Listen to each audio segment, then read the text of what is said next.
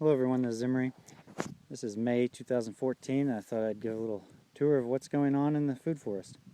So all the flowers that we planted in September of last year in the fall, they are all coming up and doing quite well.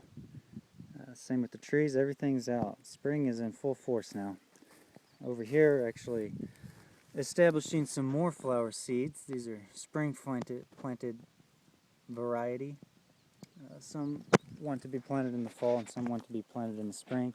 If you are planting in the fall, I've found that it works better if you even start earlier. I started like the middle to end of September, and then I planted some more after that, and the ones that were planted earlier did do better.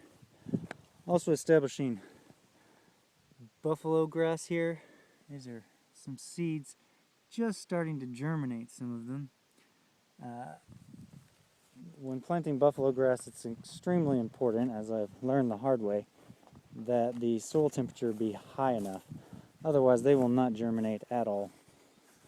So whenever doing that, make sure your soil temperature is high enough. And it can be deceiving. During the day, it can be getting quite hot. But at night, if the temperature is still dropping fairly low, it can keep the average soil temperature lower than you might expect. Over here, we have the Maximilian sunflower area. It'll be for mulch and just to produce a buffer for the grasshoppers, an area. Also, this is poplar for windbreak. Poplar lives up to its reputation. A week and a half ago, that had no green on it. It grows quite rapidly. Some more seeds that are getting established. Wildflower seeds. I've planted them in some stages just as a way to learn when is the best time to plant them. This is the blackberries getting established. More flowers.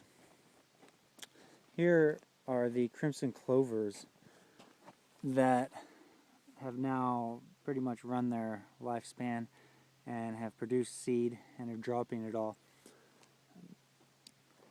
I love crimson clover in that it's just great and it fixes nitrogen, it looks beautiful.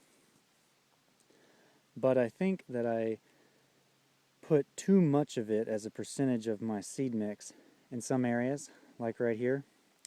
And what that did is, because it's such a hardy, fast-growing plant and it's such a large seed, it really got established faster than the other things and outcompeted it.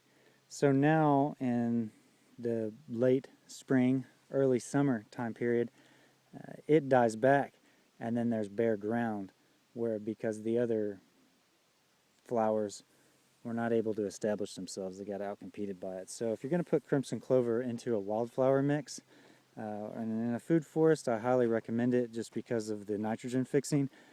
Do be careful and don't put too much of it in the mix, or it can outcompete the other stuff.